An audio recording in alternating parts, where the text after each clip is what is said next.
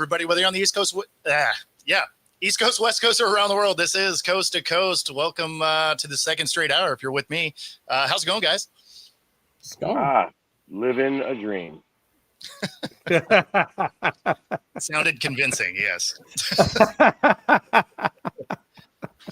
happening, Win? Hey, did you? I don't know if you guys caught the video I put in the chat group of Jason Kelsey teaching Peyton Manning how to do the tush push from the center position. But I thought that was kind of hilarious. So that's been out for a couple of weeks. Has it? Okay. Yes, it has. And so I have seen that already. I just thought that was the funniest damn thing. It is kind of funny. I hadn't seen it yet, but yeah, no, it was funny. And for whatever reason, Peyton Manning still never understood that you have to get that head much lower, like Jason Kelsey was, if you're going to do that right. I mean, he still kind of had that head up too high. It's because he's had injuries and back injuries in the past. He probably can't get it. Well, that's true. You're probably right. You know what was really hysterical though?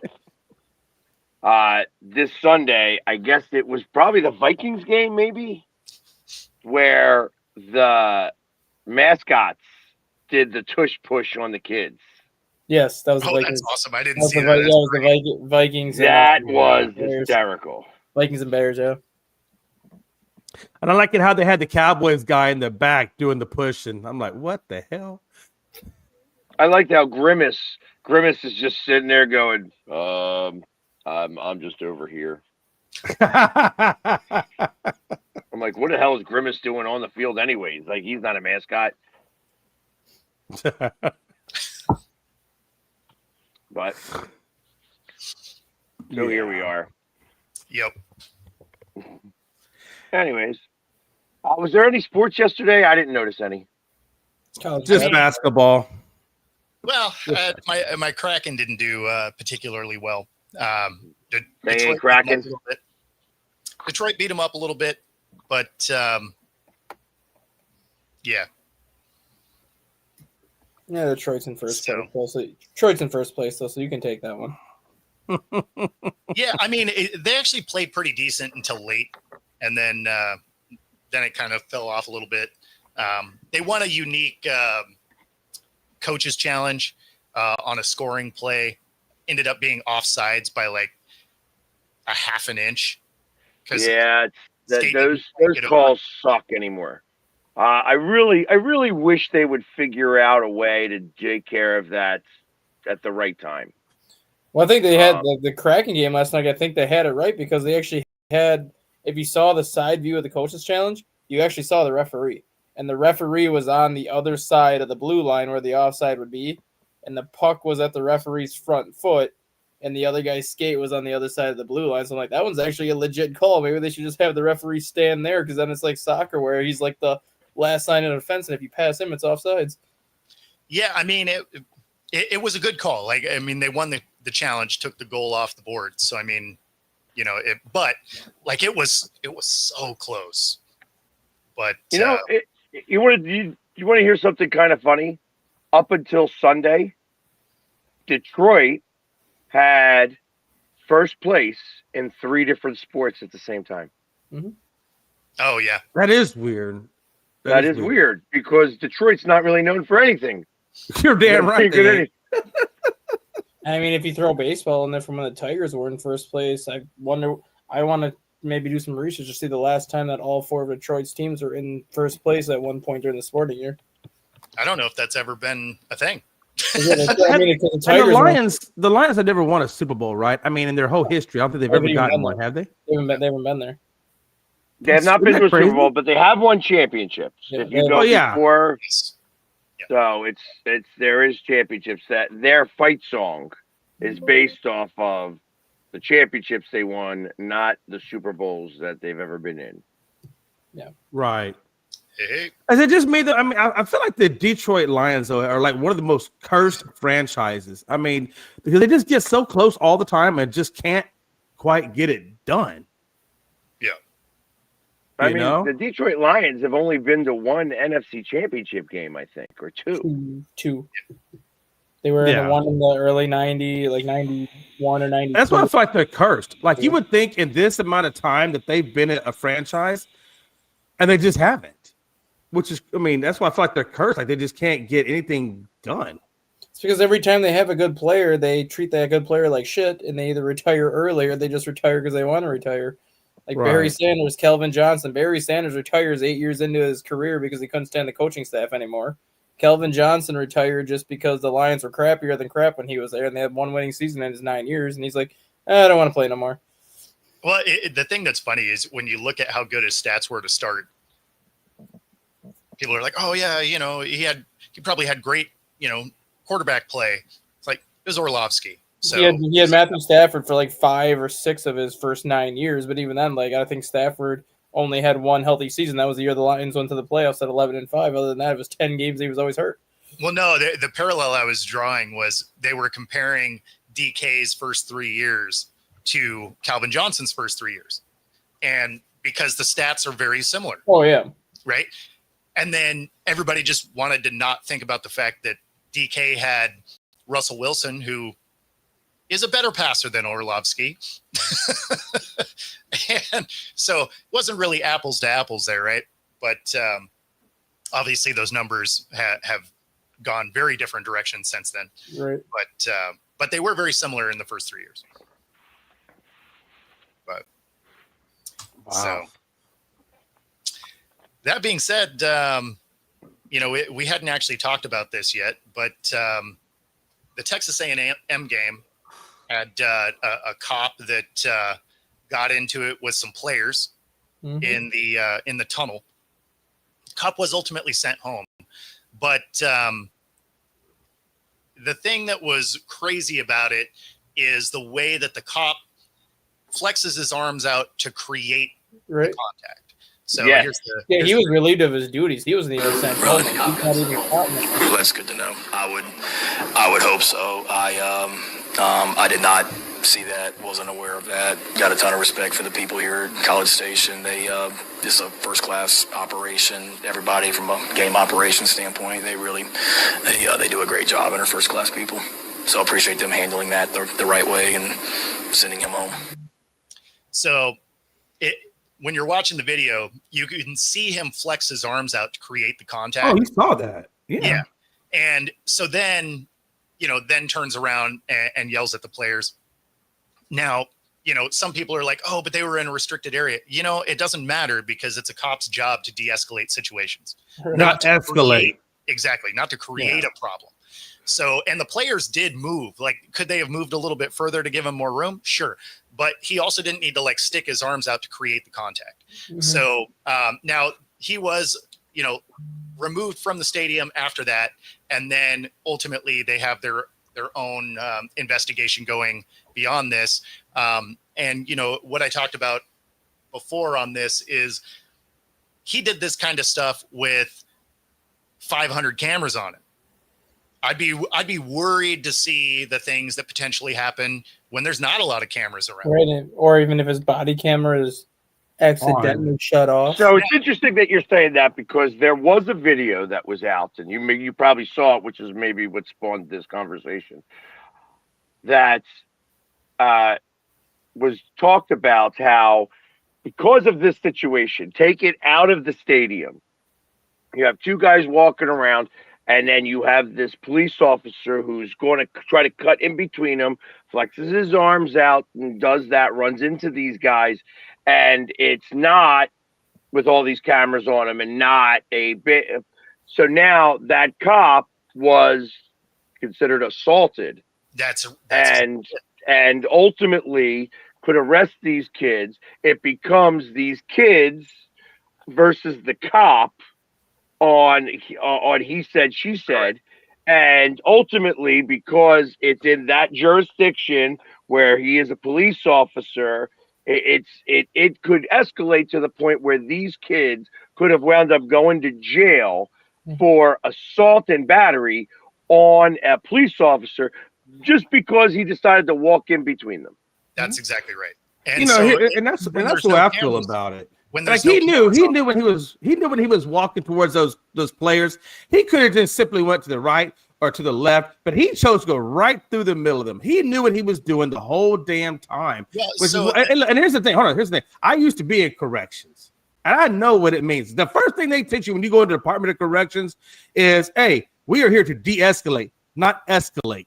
And that's the first thing you know. And if that's at the corrections level, now at the cop level, you know they're all about de-escalation. And the fact that he chose to do that knowingly and he knew what he was doing, that's just ridiculous. And if honestly, I wouldn't be surprised. I think he should be relieved of his whole damn job. Because if this, like you said, if this is the case on camera, what's he doing off camera? No, exactly. And you know, right there, you can see he sticks his arm out, and the players did move a little bit, right? Like they did try and give him some room, but he sticks his arm out right there, creates the contact, and then, you know, yells at him, but then follows him down. So even if you were making the case that they were in a restricted area for running up the tunnel or whatever, right? He didn't need to chase them. He didn't need, like, they were already walking back. He didn't have to create this situation. So, and even then, even if the players were wrong across the board, his job is to de-escalate the situation. Absolutely. Absolutely. I mean, like I said, there's a number of things he could have done, right? If you're a cop, you could have done a number of things. You could have went to the left.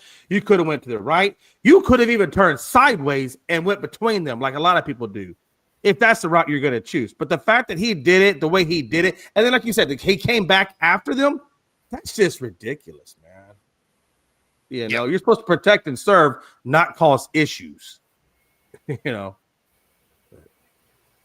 What are you going to do? I still love police officers, still got mad respect for them, but sometimes you get that one knucklehead in there that just, you know. And at the same time, might have just had a bad day. Like, we've all had bad days. But at the same time, on the other end of it, you're held to a higher standard because you're a police officer and you can negatively affect people's lives. Yeah, so that Listen, he shouldn't have bet Texas A&M. that brings like another. It ended up working out. That brings another question to the mix, though, too. Like the cop purposely drew the contact on that. Well, let's just say he wanted to report those guys for assault. So what happens when students storm the field then and bump into a security guard? Do they get reported for assault, or how would that one work then? Well, more importantly, though, when he sticks his arm out, why is the cop not being charged for assault? Well, that's what I'm saying, though. If the cop would, if for an incident that small, if the cop wanted to report that for assault or whatever, couldn't the cop do the same thing if someone stormed the field and plowed him over? Like, I want this guy for assault, so you're gonna go after the 100,000 you can't actually get an assault charge for that. Yeah, no. If you jump on the field and you truck a cop, you are absolutely going to jail. Like, there's no like, oh, I wonder if something. No. You're getting bracelets in a car ride. But what about the opposite? Now that there's all this video evidence showing that he is the one that assaulted them with his elbows and stuff, could the players not file charges against the cop for that? The thing that's funny is that is a much harder direction. Oh, it's absolutely harder. Yeah. But I wonder if it's achievable with video evidence. Yeah, I mean, it's achievable. I don't think you're going to do it, but but the biggest thing is it's when it's not a million cameras around, right? Yeah. Because then you don't get to see the severity of the contact. So it's just going to be however it is, it's relayed. Like, oh, they hit me. Put that into perspective, what you just said, because right where that tunnel was, that's a restricted area.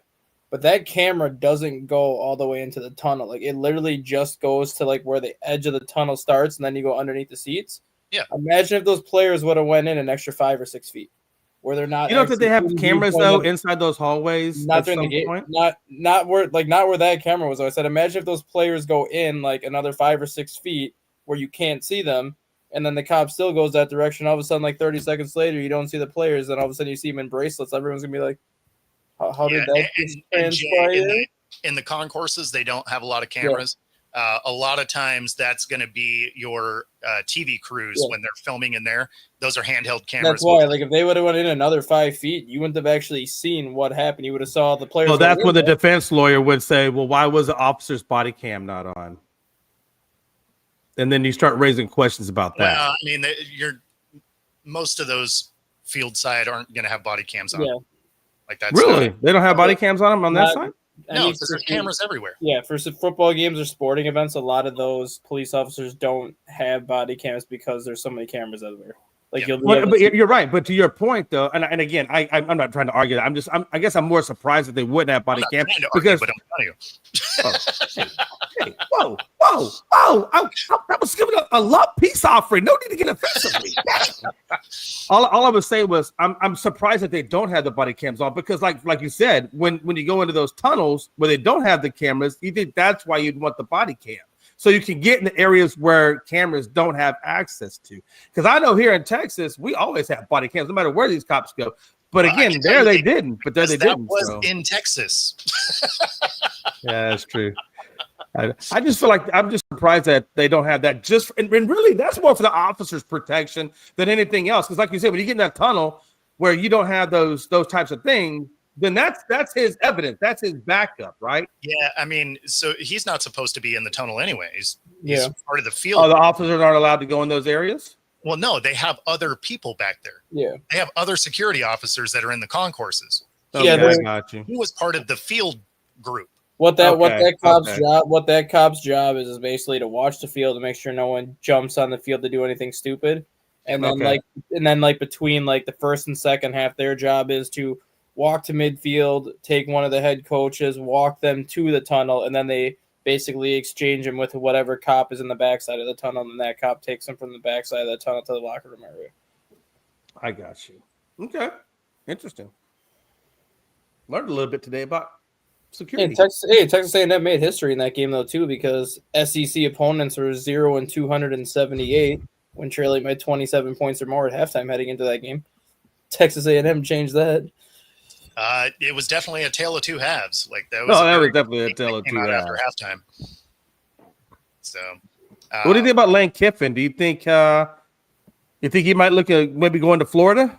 Nope, I had another idea for Lane Kiffin actually. I think Where do you think he goes? I think he's going to end up with Jackson Dart in New York. Really? So you think he goes pro? Yeah, because he's already dipped his toes into like interviewing for head coaching jobs, and I believe if I remember correctly, when Josh McDaniels got the Raiders job a couple years ago, I think Lane Kiffin was the next choice if Josh McDaniels wasn't picked. So Kiffin came close to getting that Raiders job a couple years ago, and he worked so well with Jackson Dart. I would not be surprised if he's like, I want to go back with Jackson Dart, and he just goes to the Giants. I mean, that's a possibility. There's a real chance that Kafka gets the. No, there is a chance. But if Kafka doesn't do well or whatever, and the Giants just kind of want to clean house from like Dable's staff like completely, I would not be shocked if Kiffin goes to the Giants to be back with Jackson Dart and then brings his OC with him from Mississippi. And Donna, I know popular belief may think that I have been in that jail or whatever. I was never in that jail, so I have no recollection of it. I just know that it was a court and a holding cell. That's all it was. Like most places, actually, the Met Stadium, also has that exact same situation. So it's okay. I was not ever in. God, I'd give $1 million for that mugshot. I would. I'd pay so much money for that. Well, they let you paint your face up like the local prison colors are, I guess, or jail colors for that matter. Interesting. Black, white, and orange. He's also going to say somehow you pulled your groin in that jail cell. So, Yeah. Hey, you go from an eagle to a jailbird. Man. Wow, that'd be crazy. I can't ever see Pags getting put in jail. He wouldn't last long. Look at that baby face. He wouldn't last long. That's how you know. Okay, you think so? No, you would. You would, Pags. You wouldn't last long. You're too beautiful. You're too beautiful. They would have fun with you. You would do that. You can always count on Jay to take stuff a weird way. I'm sorry. If it's not porn, it's whatever sparks his interest. Give it time. It'll be porn. Hey, you know what's funny? You know what's funny? Jail porn. No, seriously, the wife did come home yesterday because she watches our shows and she goes, Jay, what's up with this porn thing? Why does everybody keep saying you're looking up? I said, baby, because I made a few off-color jokes and now I'm labeled this way. And A few. yeah, a few, maybe a little bit more than a few. But anyway, so she does watch the show. Yeah, Melly watches the show. So now I have to be careful because I don't want to get. I guess I'm kind of labeled like that, so I got to be careful not to. It went from porn to jailhouse movies. Well, she already knew about that when I worked as a corrections officer. Next thing is going to be jailhouse porn. So it's that's the logical next step. It's literally coming. It's gonna be no, we don't want that. We don't want that. No, but so you definitely think he's done at Ole Miss? You don't think he has any? Oh, I don't think he's done at Ole Miss because I think Ole Miss is going to do whatever they can to keep him, whether it's giving him a new extension to make him one of the highest paid coaches out there. But I'm not going to be shocked at all if he dips his toes back into the NFL waters and tries to interview for that Giants job. Because NFL jobs don't open up that much, and if you're a college coach looking to get into they do. There's 5 or 6 a year. No, but I'm just saying, if you're a college coach wanting to go to the NFL, like you don't have too many opportunities that you necessarily feel is like the right opportunity for you. Like a college coach isn't going to leave college to go take on like the New Orleans Saints job because of the mess that they were in with the salary cap and things like that. Like the Giants job could be like that one job that he feels is the right spot for him because he's familiar with the quarterback. They have Scadabo, they have Malik Neighbors, they have like all these young pieces on defense with Thibodeau and Carter. That could be like the situation where he's like, if I'm going to do it, this is where I want to go because I have a young roster to build around.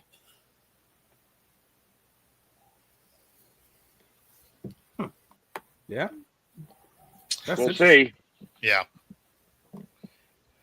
So the Jamar Chase is appealing. Oh, he lost. Suspension. He lost. Oh, I know. Yeah. Because you watched it in 4K from 5 different camera angles. On the other side of it, though, Tomlin did weigh in on if the team was going to do anything for, their guy punching him in the face. And the message is someone spits in your face. It comes natural. I have no message if someone spits in your face. It comes natural. So basically, yeah, he's backing him up. Yeah, like if someone spits in your face, my face, I'll punch you too. Yeah, like if our guy punches you in the face because you spit on him, we got nothing for him. And you know what? I'm not mad at that. I'm not either. But you know what? But what is interesting to me is the fact that they eject Ramsey for the reaction to the offense, but they don't eject the offender. They didn't see it. They didn't see it. That's what they said yesterday. But isn't that what they have instant replay for? They can't replay. They're not that. watching for that. Like that's you can't challenge that. But like I'm not saying you challenge. Well, I mean, I'm just saying like you. It's always the second guy. Yeah.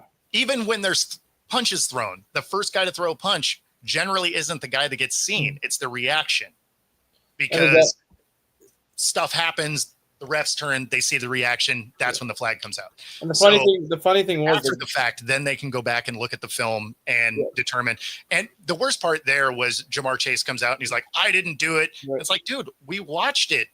The funny thing is, Jordy Nelson was the one that had his appeal hearing, and like Jordy Nelson is one of the more well-mannered receivers that ever played in the NFL. Like there wasn't too many times where he would lose his cool, and there wasn't too many times where he would like get into it with somebody.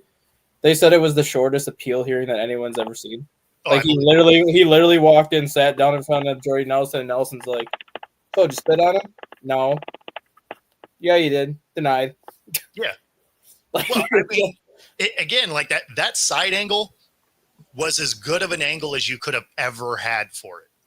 Oh, absolutely. Like you can watch it launch out of his mouth and land on his chest. I mean, so yeah, telling the ref doesn't matter. If they didn't see it, they can't do anything about it. Yeah. So, but the league can because they have all the cameras. Right. And if you think you have access to the all 22, they have like 36 cameras in there. They got quite a few that you don't get to see as the public anyway. So it's, they had no problem determining that you did, in fact, spit on him. And you cost yourself a lot of money. $500K. That is going to be that is the most game expensive check and everything. That's the most expensive piece of saliva you've ever let fly. And it's stupid. Like, And he probably got fined more because he lied. He got fined more because he's a multiple-time offender. Like, this is not the first time he spit on somebody, so obviously that fine carries weight. He's been fined for other stuff, for like excessive celebration, all the stuff that they keep telling him not to do that he keeps doing. So you knew his fine was going to be heavier as it is. But altogether, yeah, $514,000 altogether is what he's losing on Sunday. Good for him. Yeah. Yeah. I'm sure he'll be fine. Oh, yeah. Yeah. But, I mean, if you're him, from the money standpoint, I guess you do try to appeal, right? To see if somehow you can salvage $500,000. But there was no way you were going to get that. At least when it came to Jalen Carter's earlier in the year, you could say that it was retaliation because there was camera angles that showed Dak spitting at him, right? Mm-hmm. But this one, I mean, he just hauled off and did it. And so for him to get, socked, I feel like you earned that. Right. Oh, absolutely. You earned that. Absolutely. Yeah, Jamie, he spit, I think, 2 years ago at Myles Garrett. Except the difference was he didn't spit at Myles Garrett. He kind of spit it at Myles Garrett's feet. But he still spit at Myles Garrett. And Myles Garrett didn't take that one too kindly either. Yeah, I mean, I wouldn't. I wouldn't. Zero people are like, "Oh, you spit at me." Ha, ha, ha. Like that's not the reaction you get from that. I mean, if you're gonna spit at somebody, like, I don't condone it, but if you're gonna do it, Myles Garrett's probably not the one you want to spit at. I mean, the guy's taken off a helmet and swung it at somebody before. So I just asked Mason Rudolph on that one. Yeah. Plus, I don't understand what this whole spitting thing is all about lately. It's Me either. It's just, it's like, hey, that's the actually it should get mandated now. Like, hey, if you spit on somebody, it's 3 games. Right. Yeah. Because first off, it's disgusting. Yes. And second off, it invokes such a violent reaction after the fact that it should be. It's no longer 1 game. Listen, if you spit on somebody, you deserve 3 games. Yeah. Because you know better. Mm-hmm. Yeah, sorry, Joe. I have a spitting problem because I'm addicted to sunflower seeds. Yeah, but if you spit on someone, I don't spit on someone. I just spit all the time because I always have sunflower seeds. Yeah, but if you are spitting a sunflower seed out, it's a little different. When you're like, and you got a seed that goes in flutters, and that hits somebody in the chest and falls down, the sunflower seed's on the ground. It's not on your chest. Yeah. That being said, you spit a sunflower seed at me, we're still having a problem. Right. Yeah, I mean, but at least there's more apt to it being accidental. Like if you spit it out and the wind catches it and takes it to the just talking and one flies out of your mouth. Well, that's more of a possibility there. Yeah. Like, you know what I mean? If you were talking and you just had some spit spray, like that can happen, right? Most people aren't gonna like lose their mind, but if you have, like, if you hawk a loogie on somebody that's good enough that a camera can pick it up from 100 feet away, yeah, that's. And let's be honest, that was more than a loogie. That thing was a full-on spray. I mean, it was pretty wide in diameter and pretty thick when you see it come out of his mouth. I mean, that camera, it was beautiful the way they picked it up. That was a shower of spit. That wasn't just a little bit. That was a damn shower. Come on. Well, that's why I said hawking a loogie. That's why my wife gave me my early Christmas present last week. She got me the sunflower seed spitting cup, so I always have one in my car now. That's a pretty disgusting habit you got there. Might want to look into that. No. Just saying. I don't know. Sunflower seeds are good. Just get it pre-shelled. Yeah, I'm about to say, just get a pre-show trigger. That's a lot of damn work for a sunflower seed anyway. I mean, I'm just saying. That's the way I always look at it. I don't really do sunflower seeds because, yeah, it's a lot of work for not a lot of payoff. Right. Only spit at the dentist. Hey, good on you, Joe.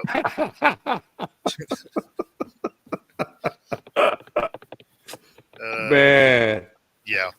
I don't know, man. Dentist, man. I got a mean dentist, man. She has no problem. She will yell at me like I just committed the worst sin ever when I go to the dentist. I'm like, my teeth are pretty clean. I don't know what the problem is. I love my dentist office. Do you? We have TVs on the ceilings. We have heated. No, blankets, Donna. No, pillows, that's not porn. chairs. Just talking dentistry. That's our dentist office. They put because people have a fear of going to the dentist. So like their process when they created this dentist office was to make your appointment as comfortable as possible. They have TVs on the ceiling. They have weighted blankets. They have massage chairs, neck pillows. Like they make it as comfortable as possible for you to be there. So I just watch ESPN when I'm at the dentist office on my chair. There you go. I do fear the dentist, though. That's one doctor I just do not like to go to. I always associate that doctor with mad pain. I mean, they're doing it wrong if that's the case. Yeah. Okay. Oh, man, I'm telling you. You must be going to Dr. Kavolki, man. Stop trying to make it about porn, Donna. I'm about to say, I think Donna's the one over there with the problem, but she over there trying to deflect. Dennis looks like a serial killer. Yeah, I mean, there's plenty of horror films out there. Right. So there is that. But in any event, Never a dull off on moment. some weird tangents today. That's why it's Wacky Wednesday. So it would seem. So yeah, hey, I was looking, football. Since we're getting back to that, this is talking Dallas Cowboys real quick and Eagles. They actually had the Cowboys at a 46% chance of winning, which I thought that was interesting. And I'm assuming maybe they're basing it off of Lane Kiffin not being there. And if so, given how Dallas's defense looked actually pretty good in the front anyway, at least, do you think that obviously big chance of them losing, obviously, but do you think that maybe that front seven could take advantage of Lane not being there and causing some issues? I mean, if Lane Kiffin's playing the Eagles' offensive line, the Eagles are in trouble because the guy's going to get mowed over. You mean Lane Johnson's not playing? That's what I meant, Lane Johnson. If I said Lane Kiffin, I apologize. No, I meant Lane Johnson. I appreciate that. Appreciate the correction there, stat guy. Bo, calm down. Everybody makes a mistake. You just sit there and blubbered up the whole damn intro. So I know you're not there. Oh, I can't believe that. You had. Come on. I wasn't. That was actually for stat guy. Oh, is that for stat guy? Because you said nobody's thinking Kiffin is getting a helmet and going out there. Like, what are we doing? What are we doing? The reason why the Cowboys have such a high percentage to win is because they do typically play the Eagles tough. Like, they're one of the few teams that actually plays the Eagles tough, and they get up for this game like this is their Super Bowl. And realistically, if the Cowboys aren't going to win the division, I think everyone knows that at this point. Sure. But for the Cowboys to have any chance at winning the division, should the Eagles stumble, they have to win this game. Otherwise, if they lose this game, you're sitting 4 games out with 5 games left to play, technically 5 games out because the Eagles have the tiebreaker. Like, this is the Cowboys' only hope to stay in that division race. I mean, honestly, I'm just looking at this more as a wild card at this point. Them trying to get the wild card because I don't think they're going to catch the Eagles to win the division. I don't think that, but I do think that maybe they have an outside chance of getting the wild card. A 8.9% chance of making the playoffs. Yeah, and my best Jim Carrey. So there is a chance. I'll be. But I do think if they're going to beat the Eagles, they're going to have to jump on them early. I feel like they have to be the one to score first in order to get any kind of momentum in that direction. I feel like if they don't score first, I feel like it's going to be hard for them to do that. And again, they're going to have to do the best they can to exploit not having Lane Johnson in there. Yeah, but that's only going to go so far. I mean, Lane Johnson, they're going to bring in his backup has been serviceable and is on the field for like 37 or 40% of the snaps. Mhm. Right. Because he's one that's always claiming eligible. So my expectation is that he'll be fairly serviceable. You know, obviously it's Lane Johnson. When you are one of the best in the league, Right. there's the best, and then there's everybody else. Mhm. Mhm. So when you're going into the everybody else, it's falls into that category. But I'm not really concerned about the Cowboys' defensive line. They're great at stopping the run. They brought in that other guy in now to say, okay, well, now we can maybe get a little bit of pressure, but I'm not really. The Eagles do really well with that. It's going to depend more on Jalen Hurts getting Yeah. rid of the ball than anything else. Right. Because if he holds on to the ball a little too long, it's not like that they're going to get in there. That offensive line is still good enough to give him 5 seconds. The problem is if he takes all 5 seconds, then it's more likely that he will get hit. The other thing is that when they finally get to him, if he breaks that containment, he's going to go for some yardage because those guys are big guys. They're not fast guys. And I'm really hoping that's where Overshawn and Logan Wilson hopefully can keep that under control. Now, do I know they no, but I think if we can contain Barkley and just hold Barkley to moderate numbers, force him to get into the throws, then we have an opportune chance. But again, that's a lot. It's a lot. And Frankie, I'm not over here. I think I said I'm really big about my place because I said only a 46% chance, and I said I didn't think we were going to do it. So calm down, killer. But I do think that we're going to have to score first, or if we don't, I think it's going to be really difficult all day. I mean, the only thing that you have going in your favor really is that 100% of people are going to pick the Eagles in this game, and that usually helps the underdog. Well, that's not true because Joe's already chosen the Cowboys, so it's 99.999%. Joe's already chosen the Cowboys, so that's not. Well, usually I'm talking about media personalities, but yeah, obviously there's going to be some hardcore fans, maybe some family of the players that.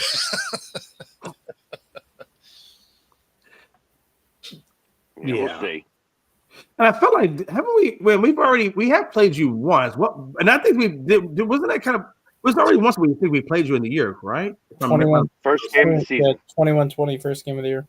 Yeah. So I mean, now granted, Pags made a good point of we were still kind of getting the rust off from preseason, but yeah, I think and it's a divisional game, and like you said, we do gear up for the Eagles. It's not like it's insurmountable that we can't beat the Eagles. No, but it is a tall task, right? But it is. It's a tall order. No, it'll be the defense. Like that's the biggest question, right? Like absolutely. Obviously, the offense is going to be able to do something, right? Right. You do have one of the more dynamic offenses in the league. Mm-hmm. It's just whether or not your defense is going to stop anything ever, and so that's the real question. I feel like whoever Jackson is guarding, that's going to be the receiver that we need to target the damn most. Definitely got to stay away from Quinyon Mitchell.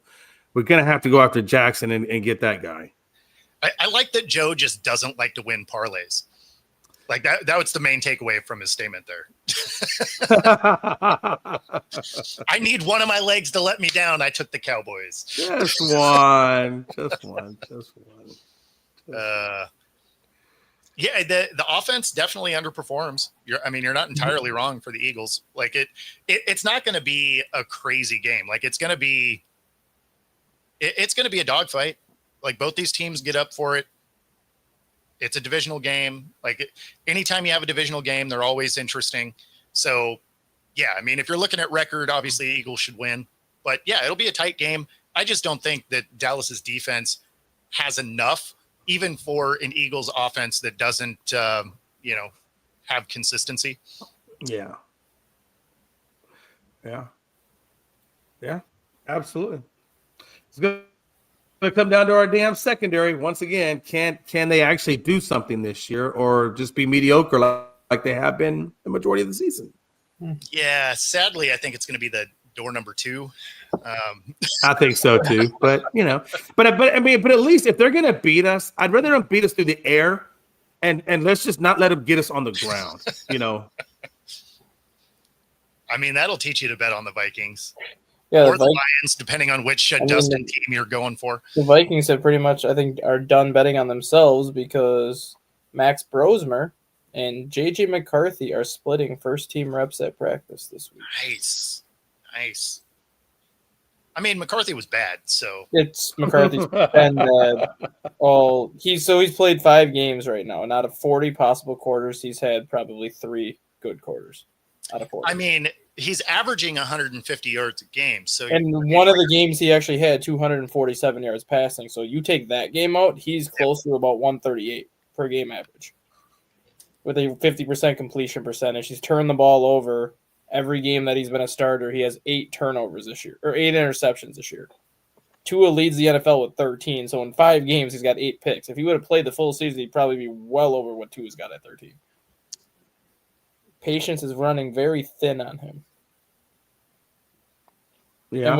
And with Green Bay and Seattle as Minnesota's next 2 games, I pretty much assume they're going to lose the next 2, and at that point they'll probably be eliminated from the playoffs. So you're probably going to stick with McCarthy like all of December. But the next 2 weeks, if McCarthy struggles, I'm not going to be shocked if they get Brosmer in there just to see if they can get a spark and win one of these 2 games. Because if they don't, their season's over at that point. Then you just stick with McCarthy the rest of the year and let him take his lumps. And if he does take it up towards the end of the year, what's the future for McCarthy? Unless they the decided Vikings? to move from him. I mean, That's where I'm getting from. They showed the graphic yesterday because on Monday Yeah. I said I compare McCarthy to Christian Ponder 2.0. The only difference is Ponder had Adrian Peterson to carry the team, and McCarthy doesn't. Through 5 games, Christian Ponder has better numbers than what J.J. McCarthy has. most quarterbacks have Like had better numbers through 5 games. Christian Ponder was one of the worst quarterbacks in NFL history statistically through 5 starts, and McCarthy's even worse than him. Yeah, no, That's a problem. it's bad. So, interesting question. I think Raheem Morris has entered the chat here. Mm-hmm. This Atlanta team looks terrible. Yeah, they do. So, Minnesota's at Green Bay this week, Joe, and then they go to Seattle the week after that.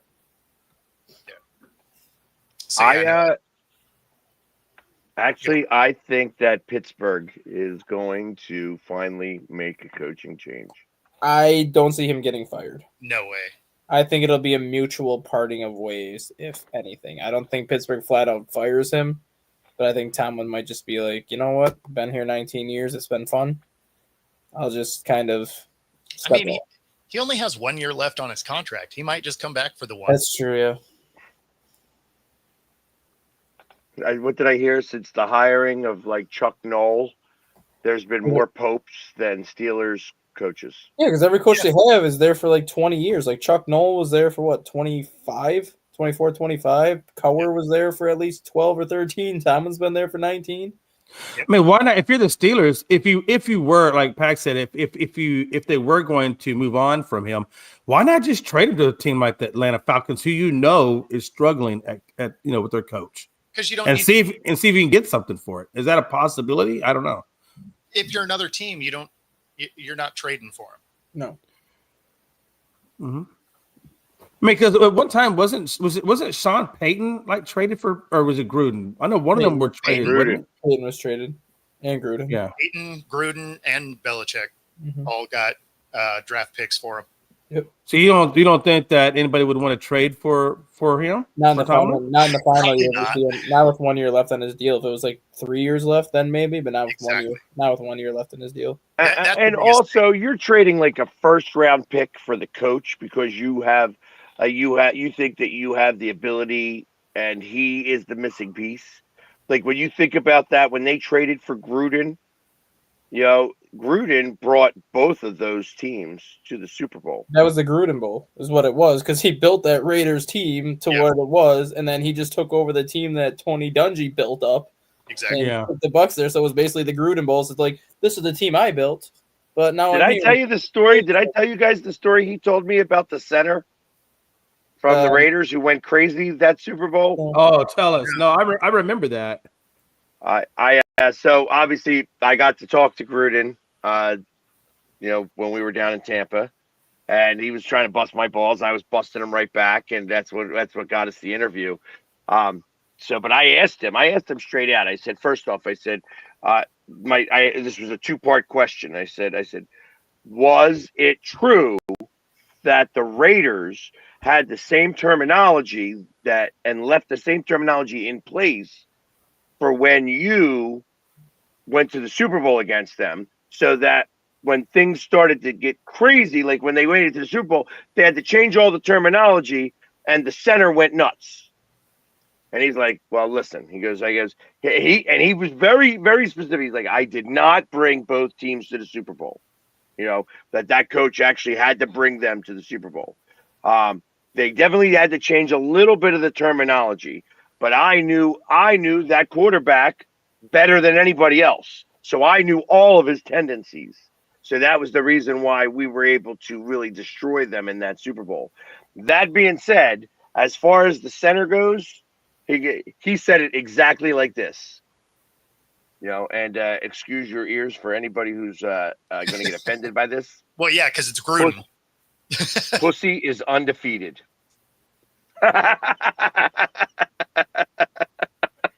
Oh my God! How is Gruden in the interview, by the way? Amazing. He is absolutely amazing. He was fun. He got it. He was able to banter back and forth. Like, he started out busting my balls, and then he made a video with me and him. You know what I mean? Like, he started the video, and then I had to make a video with the tush push. And I still have that pinned on my Instagram. Do you think he'll get back into head coaching at some point, or do you think he's no? I don't think he will now. After I initially thought that maybe, as I hear now all the stuff that's happening, like, he's going after some blood from the NFL. I would do. And he's going to wind up getting it. He's going to wind up getting his pound of flesh. Seth, Oh, yeah. Seth, the Eagles don't play the Bears this week. The Bears play the Steelers. Eagles play the Cowboys. That's next week, Seth. But, yeah, I understand.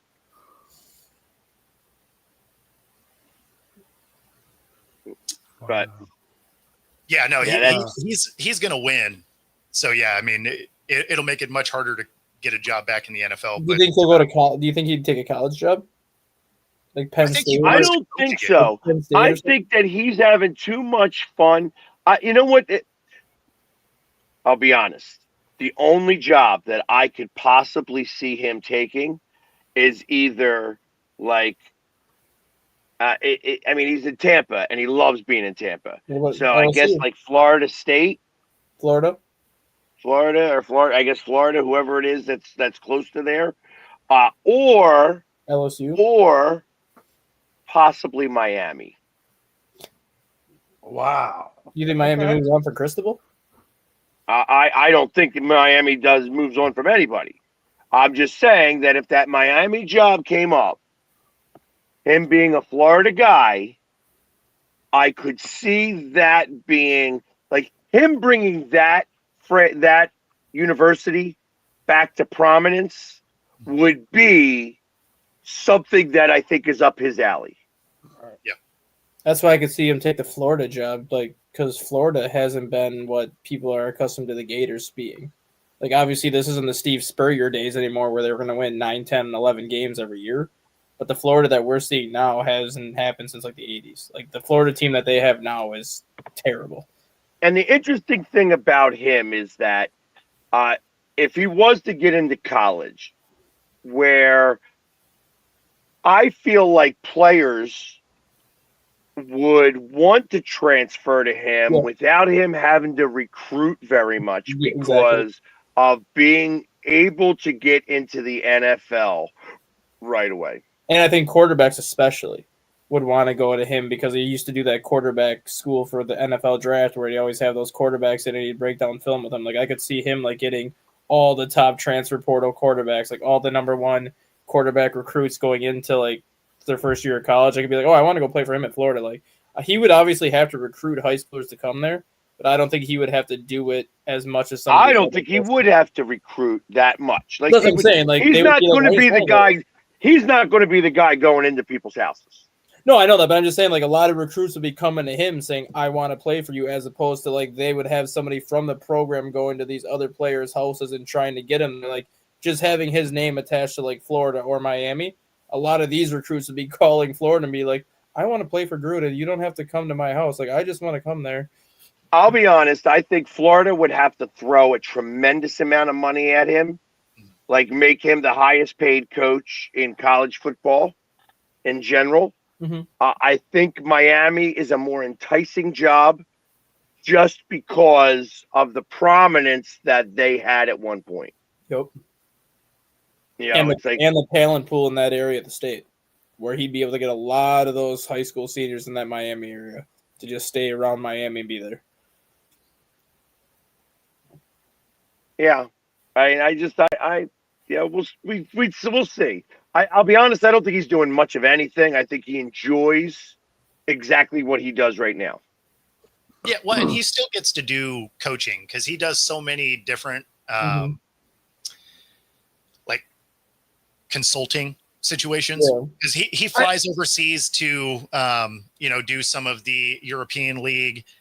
He's done consulting stuff in the NFL since all of this has gone down. So I mean. He still gets to dabble in parts of it that he likes. I think he did stuff for the UFL too. The first year they merged. Yeah, well, and he still does actually, like he did last year too. So no, I mean, like the year that they first merged, I think he had like a big role when it came to like the quarterbacks and everything. Like the first year that the league merged, like I think they just brought him in for like the first 2 weeks and be like, we just want you working with all the quarterbacks, so you just take them over here and do whatever you got to do with them. Well, and not only that, but he was involved in the AF1. Jeff Fisher brought him in for their Tennessee, Cats, I think it is. Nashville Cats, yeah. So yeah, I mean, like he is consistently around coaching situations within all the different leagues. So I mean, it's not hard for me to believe if an opportunity was presented that was right, he would take it because he puts himself in those coaching situations all the time anyway. But I think that the coaching situations he's got right now, it requires no responsibility. No, of course. That's the more important part of that. Like, hey, listen, I don't have to worry about this. I don't have to travel with the team. I'm going to go do my thing. I'm going to get paid a lot of money to go do that thing. And then I'm going to come back here and I'm going to, talk about it after the fact. You know what I mean? So, and Donna, real quick, it's actually not any different than trading a player. It's just the coach. You know what I mean? It's just like you were trading a player. It's generally draft picks, but there's nothing that says you can't do players as well. Has that ever happened where they have traded a player for a coach? Has it always been? Not that I'm aware of. Okay. No, I've always just seen it with picks. As far as I know, it's always been picks. Yeah. So, but there's nothing that says they can't. So, hey, real quick though, I want to go back to that Pittsburgh thing. So you had said that you could see them getting away from Tomlin Pags. What is your thoughts behind that? I just think that he is no longer getting out of his team what he has done in the past, and that has been more than evident this year. The defense has not lost many players, and you could say that they lost the step, but they're not as bad as they've been playing. No. And it's been bad. Yeah. And the only thing that's been worse on their team has been the wide receivers dropping balls. Not dropping balls. They're playing volleyball. They're bouncing balls up so that somebody else can intercept them. Exactly. It's literally been so bad. And I think that is because they're not listening to him anymore, that his coaching style has gone stale. Now, does that mean he won't coach again? No, I think he could probably grab a coach. Yeah. And in fact, if he was to get let go, I would see him getting on a team right away. Yeah. Rather than waiting a year. That's not something that he should do. He would have to. Credit him for having 19 straight winning seasons. Like, the guy's never had a losing season. So, I mean, not 19 winning seasons, but he's never had a losing season. So credit him for that. But Pittsburgh's going on, 15 years since it last made the Super Bowl, which may not seem like a long time when you look at some of these teams in the NFL. But 15 years without a Super Bowl in Pittsburgh is like an eternity. Like, Yeah, Pittsburgh, do you think though that he's the kind of coach? Do you think he's the kind of coach though that could go into the Jets organization, as bad as that is, and change them around? Could he change that culture? They're not moving around. They're not moving out from Aaron Glenn. I'm not talking about that. That's not what I'm saying. I'm just saying if he took that job, let's say he took the job instead of Aaron Glenn, could he be the type of coach that could change their culture? Yeah, I think he could. Not the Jets. Yeah.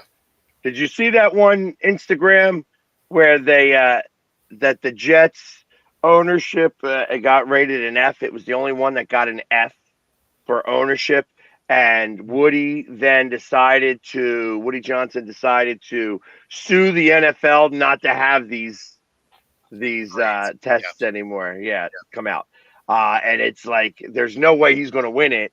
But it's so funny that, like, instead of maybe changing some of the way I do things, we're going to just try to get them to not give these tests anymore.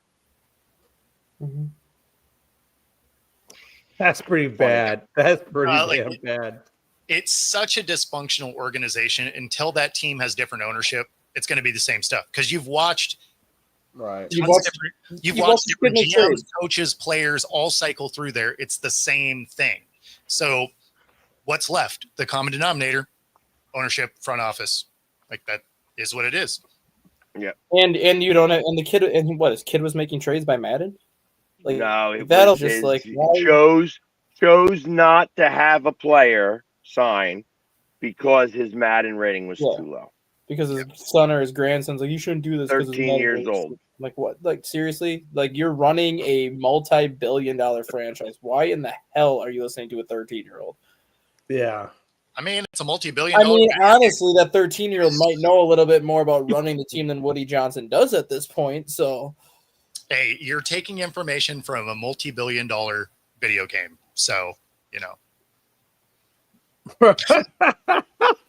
same thing. That being said, that does get us to the top of the hour. We appreciate you guys playing along. If you are watching on YouTube, be sure to like and subscribe. Helps us bring our content to you. Otherwise, we will see you tomorrow. Take it easy, everybody. Peace. Hey.